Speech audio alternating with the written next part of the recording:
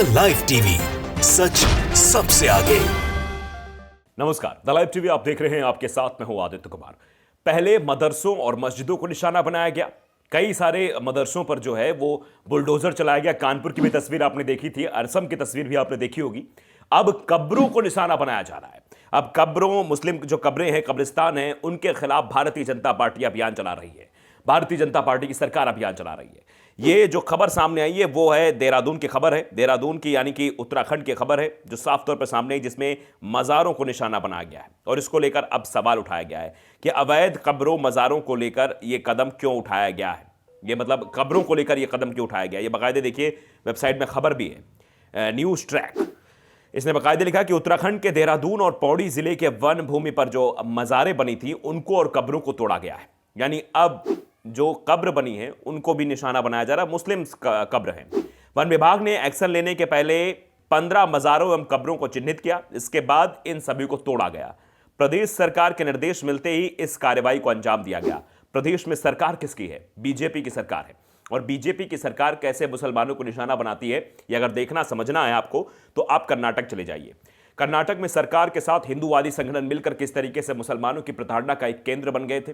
किस तरीके से हर बार मुसलमानों का कोई भी मसला हो, मुसलमानों की आर्थिक प्रताड़ना का हो या शारीरिक प्रताड़ना का हो, वो मसला कर्नाटक से उठता था, पूरे देश में पहुंचता था। कर्नाटक में सरकार किसकी है? बीजेपी की। मुख्यमंत्री कौन है? बोम्मई, बसवराज बोम्मई वहां के मुख्यमंत्री हैं। और यहां भी अब यही सब चीजें देखी जा रही है। दरअसल पौड़ी जिले के फॉरेस्ट विभाग पर जो मकबरे बने थे उनको हटाया गया। वहीं पीर बाबा का मकबरा भी है, जिसके लिए पौड़ी एमएलए राम कुमार पोरी ने विधायक निधि से टीन शेड निर्माण के 2 लाख का राशि स्वीकृत की थी। अब विधायक ने बाकायदे वहां के लिए 2 लाख रुपए भी दिए, लेकिन एमएलए के इस फैसले का विश्व हिंदू परिषद ने जमकर विरोध किया और मकबरे को हटाने की मांग की थी। यानी आप समझिए जो मकबरा बना हुआ है वो इनके लिए मुसीबत का सबब बन जाता है। ना जाने क्यों मुसलमानों से इतनी नफरत है भारतीय जनता पार्टी की सरकार को, विश्व हिंदू परिषद को, और ये जो और भी जो संगठन है, हिंदू जन जागृति मंच, जितने भी बजरंग दल, ये संगठन निशाना बनाने की कोशिश करते हैं सिर्फ मुसलमानों को।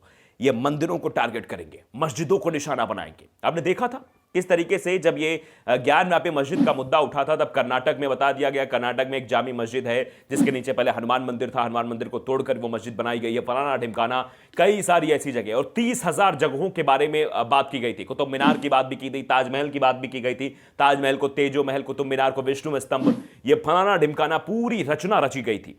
अब ये कब्रों को भी नहीं छोड़ रहे हैं, मकबरों को भी नहीं छोड़ रहे हैं। आप अंदाजा लगा सकते हैं ये क्या क्या करने की कोशिश कर रहे हैं। वन विभाग की इस कार्रवाई पर देहरादून काजी ने बयान भी जारी किया। उन्होंने कहा कि इस्लाम किसी को भी सार्वजनिक स्तर पर कब्र या मजार बनाने की अनुमति नहीं देता। वहीं इस मामले में उत्तराखंड के जो मुख्यमंत्री पुष्कर सिंह धामी ने कहा कि प्रदेश में किसी प्रकार का जो है अतिक्रमण बर्दाश्त नहीं किया जाएगा।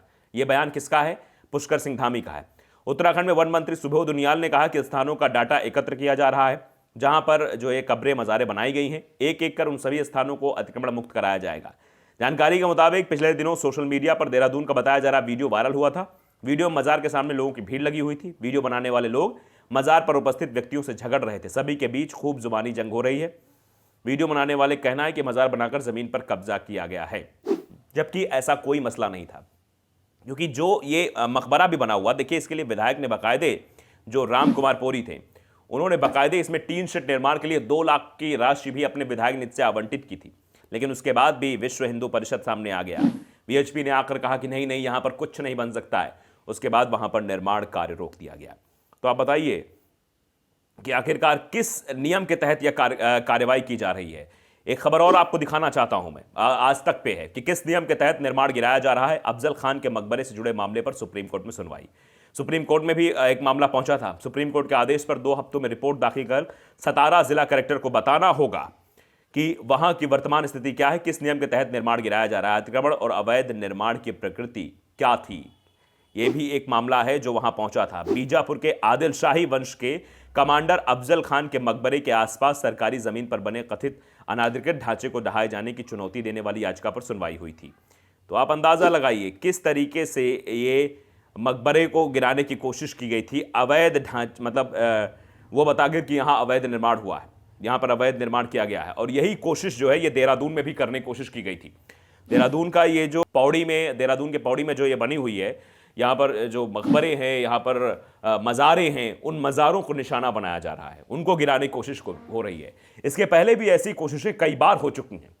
असम में आप देखिए, असम में कैसे मदरसों पर कार्रवाई हो रही थी, और जो असम के मुख्यमंत्री हेमंत बिस्वा शर्मा थे वो क्या बयानबाजी कर रहे थे कि यहां पर अवैध निर्माण हुआ है। दरअसल अवैध निर्माण का हवाला देकर किस तरीके से ये कार्य करते हैं, ये इनकी स्थितियां और इनका निर्धारण सीधे तौर पर सामने आ गया है।